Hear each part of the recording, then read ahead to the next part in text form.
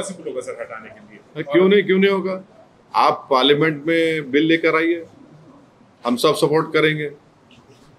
BJP के पास आप तो वक्फ बिल को अनकॉन्स्टिट्यूशनल तरीके से पास किए ना, वो बिल खुद अनकॉन्स्टिट्यूशनल था, आपने उसको पास करवा लिया। तो आप 50% को क्रॉस करने के लिए बिल क्यों नहीं लेके आते? आपको कास्ट सेंसस कराइए, आप कास्ट सेंसस वो होगा, मगर आपको 50% थ्रेशोल्ड क्रॉस करने के लिए मैं आपको बोल रहा हूं कि पूरे एमपी सपोर्ट करेंगे। आपके लिए 240 है और आपके अलाइज हैं, सब पार्टी अपोजिशन, मेरे को यकीन है कि पूरा अपोजिशन पार्टी सपोर्ट करेंगे। तो आप वेट क्यों कर रहे हैं? 50% रिजर्वेशन थ्रेशोल्ड को आप ब्रेक करिए। आप जो रिजर्वेशन दे रहे 10% के नाम पर फॉर अदर कास्ट को, वो तो माने 20% मिल रहा है उनको, और जो 50% के ऊपर जो 80% पॉपुलेशन उनको आप रोक दे रहे 27% पे, 50% के अंदर। आज भी बीजेपी ला सकती, नेक्स्ट मॉनसून सेशन में आप बिल लाइए 50% रिजर्वेशन को क्रॉस करने के लिए, कौन रोक? आप क्या कहना चाहते हैं, कब तक होना चाहिए कास्ट सेंसस? देखिए पहले मैडम, सेंसस जब होगा तो कास्ट सेंसस होगा ना, तो गवर्नमेंट को जवाब देना है। हम तो टाइमलाइन मिस कर दिए, 2011 के सेंसस पे हम काम कर रहे, भी 2022 उसके बाद होना था, आप नहीं करे। तो ये तो बीजेपी को जवाब देना पड़ेगा, बीजेपी को जवाब देना पड़ेगा, प्राइम मिनिस्टर को जवाब देना पड़ेगा, एनडीए के अलाइज को जवाब देना पड़ेगा कि आप ये कास्ट सेंसस शुरू कब करेंगे। जिसमें कास्ट सेंसस होगा तो उसको शुरू कब करेंगे? 15 महीने में मुकम्मल होता बोल रहे, कब शुरू करेंगे, कब इसको कंप्लीट करेंगे, मुकम्मल करेंगे, कब देश के सामने आएगा ये? और जब ये कास्ट सेंसस होगा तो ये जो आपके मीडिया में भी आप लोग भी एक्सपोज होंगे, इसमें कितने नॉन ओबीसी कितने बैठे हुए बड़े बड़े पोस्ट पे, ये भी निकल के आएगा। बीजेपी के लक्ष्मण जी ने अभी कुछ देर पहले कहा कि अभी जो तेलंगाना में हुआ था 12% तो मुस्लिम पॉपुलेशन है, जबकि 10% जो है ओबीसी में डाल दिया है। रेड्डी की जो सर्वे निकाली, देखिए ये पसमानदा मुसलमान से इनको मोहब्बत है नहीं है बीजेपी को। आप जो है हिपोक्रेसी प्रैक्टिस कर रहे हैं, पसमानदा प्राइम मिनिस्टर आके हैदराबाद में पसमानदा मुसलमान बोले, आप पसमानदा मुसलमान का नाम लेके वक्फ एक्ट में उनके मेंबर्स को बनाओ बोल के आप प्रोविजन डाले। भाई तो पसमानदा मुसलमान का मालूम होना चाहिए ना कि पसमानदा मुसलमान कितना पसमानदा है और गैर पसमानदा मुसलमान कितना पसमानदा है। फॉरवर्ड बोलिए, अपर कास्ट कम्युनिटी कितने फॉरवर्ड है, कितने डेवलप है या कितने उसमें डेवलप नहीं है, वो तो सब मालूम होना चाहिए ना। आप डर रहे क्यों? आप दूध का दूध पानी का पानी हो जाएगा ना। क्या ये सही माने कि 12 में से 10% जो है वो पसमानदा मुसलमान है या फिर ओबीसी के अंदर आता है? मैडम देखिए, आप लोग स्टडी करके आइए, तेलंगाना में कैटेगरी ई में जो पसमानदा मुसलमान है, सोशली एजुकेशनली बैकवर्ड है, रिलीजन की बुनियाद पे नहीं, जो सोशल एजुकेशनल बैकवर्ड है उनको रिजर्वेशन दिया जा रहा है। तो अब बीजेपी को पेट में दर्द क्यों हो रहा है? भाई आप खुद पसमानदा मुसलमान बोल रहे हैं ना, तो उस पसमानदा मुसलमान को ही तेलंगाना और आंध्र प्रदेश में मिल रहा है। अब जो बीजेपी के नेता बोल रहे हैं तो आप जाके खत्म करो ना आंध्रा में, आप तो पावर में है वहां पे, आप तो पावर शेयर कर रहे। बेशर्मी की हद है। जहां आपको मलाई गुलाब जामुन मिल रहा वहां पे आपका मुंह बंद हो जा रहा, मुंह में दही जम जा रही। आप आंध्रा में पावर शेयर करना, चंद्रबाबू नायडू को बोलो खत्म करो बोल के। आंध्र प्रदेश में, तेलंगाना में जो बैकवर्ड कास्ट है मुसलमानों में, उनको रिजर्वेशन मिल रहा है, तो बीजेपी पसमानदा मुसलमान मुखालिफत क्यों कर रही? आप इंक्लूड कर दिए वक्फ एक्ट में के पसमानदा मेंबर बनेगा, वो पावरफुल बना रहे। यहां पर आप क्यों नहीं बनाना चाह रहे? मालूम तो होना देश में, देश को तो मालूम होना चाहिए क्या मौक़िफ़ है। सर मुस्लिम्स का जो सोशियो इकोनॉमिक कंडीशन है, सोशियो एजुकेशनल कंडीशन है, तो सर सोशियो इकोनॉमिक कंडीशन है, सोशियो एजुकेशनल कंडीशन देखिए आर्टिकल 15 को आप जब पढ़ेंगे, 15-16 सोशल एजुकेशनल बैकवर्डनेस जो है, जिसका आपके PS कृष्णन साहब एक बहुत मशहूर इंडिया के एंथ्रोपोलॉजिस्ट थे, उनकी रिपोर्ट के ऊपर उस वक्त मेरे ख्याल से रोशिया साहब थे, ये रिपोर्ट बनी, उसको एक्सेप्ट किया गया। मगर सर जो इकोनॉमिक कंडीशन है मुसलमानों का, उसको मतलब अभी नेशनल कैस्ट सेंसस करेंगे, they have announced it. So when this is conducted across nationally, and when also they get to know the exact figures of the Muslims as well, who are actually in the backward classes or जिनका situation socio economic situation ठीक नहीं है और socio education situation ठीक नहीं है, तो उनको भी रिजर्वेशन देना चाहिए जैसा यहाँ पे मिल रहा है, जैसा आंध्र में मिल रहा है। देखिए एक बात, पहले कास्ट सेंसस होना है, समझे ना। जब आप कास्ट सेंसस करेंगे तो हाल हकीकत मालूम होंगी, और कास्ट सेंसस होगा तो पसमानदा मुसलमान का भी होना और जो गैर पसमानदा उनका भी होना, फॉरवर्ड कास्ट का भी होना, मालूम होना कि अगर फॉरवर्ड कास्ट के है तो वो लोग कितने डेवलप्ड और फॉरवर्ड है या कितने बैकवर्ड है, पसमानदा मुसलमान है तो कितने डिप्रावेशन उनमें है और है उनमें, और जो नॉन पसमानदा मुसलमान है उनमें कितना डिप्रावेशन है। मेरे को समझ में नहीं आ रहा कि अपर कास्ट के लोगों को पेट में दर्द क्यों हो रहा है। इसमें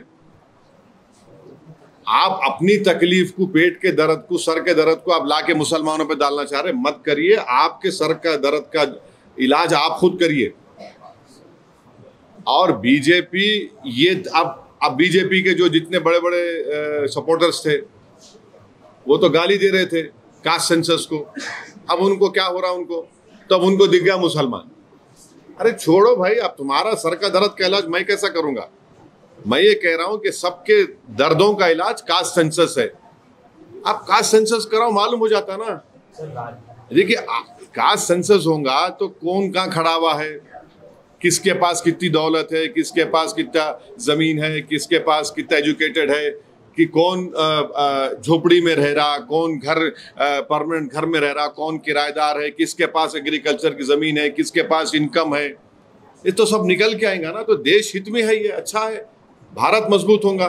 तो और सुनिए, देखिए एक बहुत बड़ा इकोनॉमिस्ट है, थॉमस सोवेल नाम है उसका, अमेरिका में। जब अमेरिका में एफर्मेटिव एक्शन के नाम पर अफ्रीकन अमेरिकन, चाइनीज और जूस, जब एफर्मेटिव एक्शन की बात हुई तो ये कम्युनिटी डेवलप हुए, और जब डेवलप हो तो अमेरिका पावरफुल बना। तो ये भारत को ही पावरफुल करना है। आप कैसा इतनी बड़ी आबादी को, जो 85% की आबादी है, उनको कैसा आप पिक्चर रखेंगे। आपको डेटा तो मालूम करना पड़ेगा ना। डेटा मिलेगा तो आप पॉलिसीज बनाएंगे, पॉलिसी बनाएंगे तो देश का फायदा होगा। आपको बस डेटा ही नहीं है तो, और ये भी मालूम होगा कि वो बैकवर्ड कास्ट में बाद ऐसे कास्ट भी है जो हर चीज खा ले रहे, दूसरों को नहीं मिल रहा। तो ये विन विन सिचुएशन है सबके लिए। सर जैसा तेलंगाना में बैकवर्ड क्लासेस में मुस्लिम, जो बैकवर्ड मुस्लिम्स है बैकवर्ड क्लासेस में मिला है, वैसा मिलाना चाहिए था क्या, भी मेरा सवाल था। अरे सुनिए, पहले डेटा आ जाने दीजिए।